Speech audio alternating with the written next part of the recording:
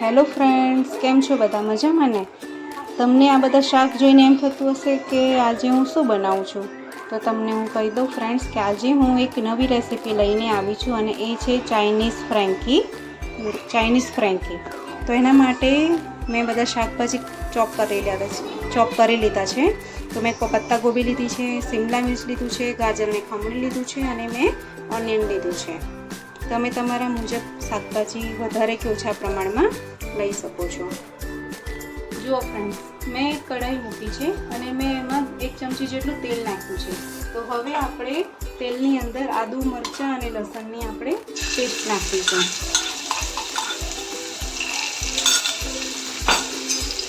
આદુ, મરચાં, લસણની પેસ્ટને થોડીક વાર સાંતળવાની છે. એ થઈ જાય પછી આપણે એની અંદર પત્તાગોબી, પહેલાં આપણે એની અંદર ઓનિયન નાખીશું.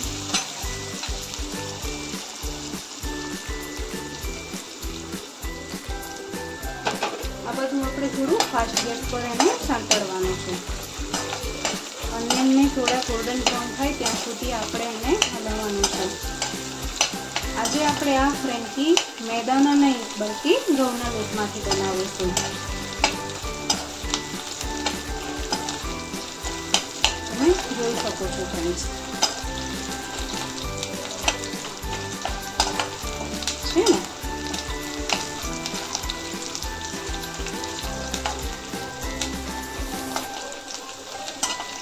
હવે આપણે એક પછી એક બીજા બધા વેજીસ નાખીશું. તો એના માટે પહેલાં આપણે કેપ્સિકમ નાખીશું.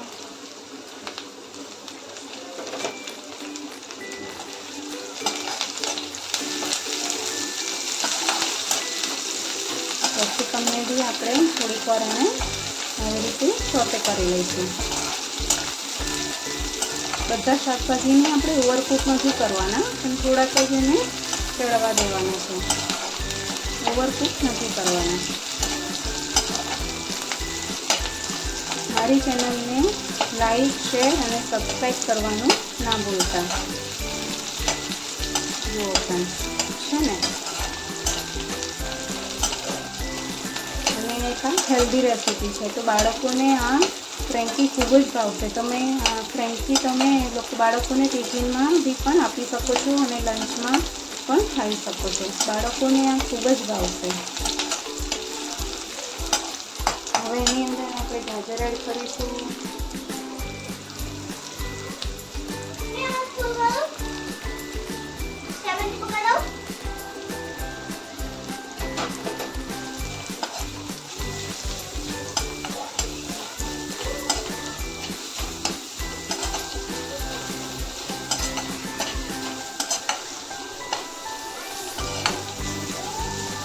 ગાજર એડ કર્યા પછી આપણે હવે એની અંદર પત્તાગોબી નાખીશું.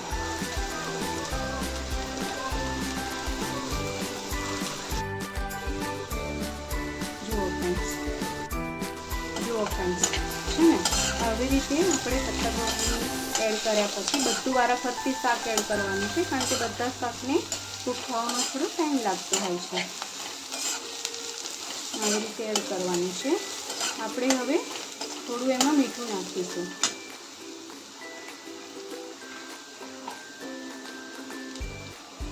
મીઠું આપણે બહુ નહીં નાખીએ, આપણે મીઠું સ્વાદ અનુસાર એટલે કે થોડુંક જ નાખીશું.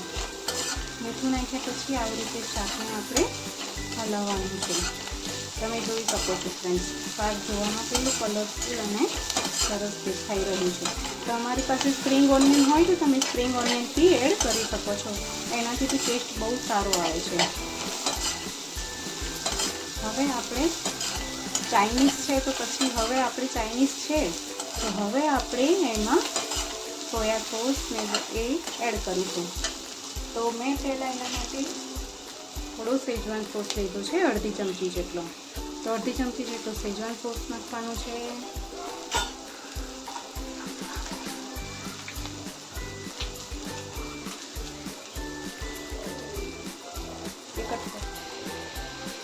એક ચમચી જેટલો થોડોક સોયા સોસ એડ કરવાનો છે.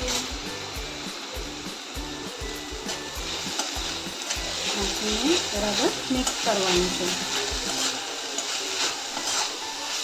આપણે આમાં થોડું ટોમેટો કેચઅપ પણ એડ કરીશું.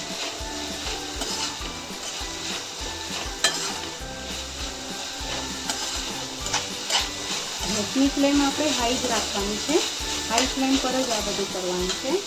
અને આપણે હવે એમાં 1 ચમચી જેટલો ટોમેટો કેચઅપ એડ કરીશું.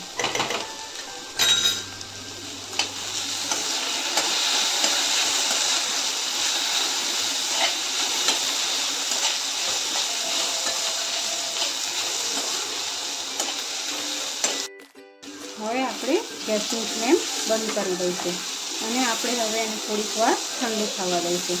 ત્યાં સુધી આપણે રોટલીનો લોટ બાંધી લઈશું.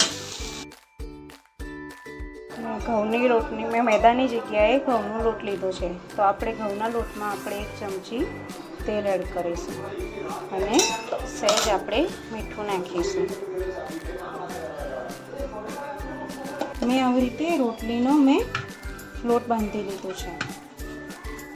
મેં મેદાનો લોટ નથી બાંધ્યો, મેં ઘઉંનો જ લોટ બાંધ્યો છે. તમે જોઈ શકો છો, છે ને સોફ્ટ. આવી રીતે રોટલીનો કણક બાંધી લેવાની છે. બાળકોને તમે મેદો કરતાં ઘઉંનો લોટ આપશો તો એ સારું અને હેલ્ધી. જુઓ ફ્રેન્ડ્સ, મેં રોટલીને આ રીતે કાચી પાકી શેકી લીધી છે અને રોટલીને તમારે પાતળી જોડવાની છે.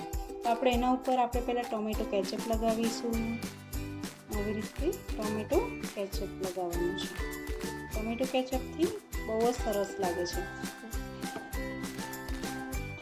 મેં ટોમેટો કેચઅપ લગાવી દીધો છે. હવે આપણે જે સ્ટફિંગ રેડી કર્યું હતું ને, એ સ્ટફિંગ હવે આપણે મૂકીશું. આવી રીતે તમારે જેટલું વધારે કે ઓછું સ્ટફિંગ મૂકવું હોય એ રીતે તમે મૂકી શકો છો.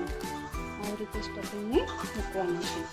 અને હવે આપણે એની ઉપર આપણે હવે થોડું ચીઝ એડ કરીશું. ચીઝથી બહુ જ સરસ લાગે છે ચીઝ એડ કરવાથી.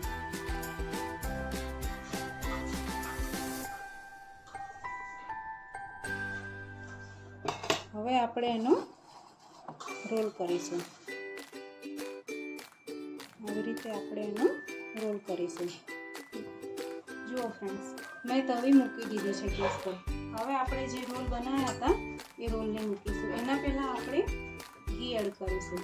તમે ઘી, બટર, તેલ તમારે જે કંઈ પણ નાખવું હોય તમે લગાવી શકો છો. તો મેં ઘી લીધું છે. તો આવી રીતે આપણે એક રોલ મૂકીશું.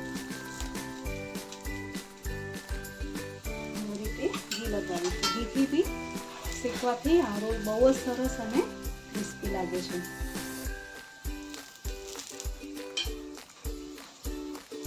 જુઓ ફ્રેન્ડ્સ, હવે આપણે એને ધીરેથી પલટાવીશું.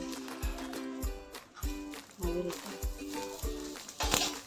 હવે આપણે ફરીથી થોડું ઘી એડ કરીશું. તમે જોઈ શકો છો આવી રીતે ગોલ્ડન બ્રાઉન થાય ત્યાં સુધી આપણે એને થોડો ક્રિસ્પી એવો શેકવાનું છે.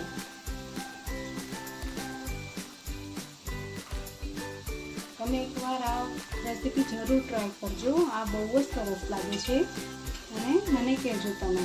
તો મારી ચેનલને લાઈક, શેર અને સબસ્ક્રાઈબ કરવાનું ના ભૂલતા. ફ્રેન્ડ્સ, તમે જોઈ શકો છો કે હવે આ રોલ રેડી છે. ફ્રેન્ડ્સ, હવે આપણે ગાર્નિશિંગ માટે આપણે ટોમેટો કેચઅપ લગાવીશું અને ચીઝ સ્પ્રેડ કરીશું. ચીઝને છીણીને આપણે હવે નાખીશું.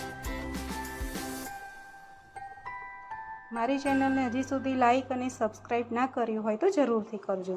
તમે જોઈ શકો છો ફ્રેન્ડ્સ કે આ કેટલો સરસ દેખાય છે. તમને હું એક બતાવું છું. જુઓ ફ્રેન્ડ્સ, કેવું સરસ લાગે છે ને. તમે જોઈ શકો છો ફ્રેન્ડ્સ, છે ને આ બહુ જ ટેસ્ટી લાગે છે અને બહુ જ સરસ લાગે છે. તમે એકવાર જરૂરથી ટ્રાય કરજો આ રેસીપીને. Thank you.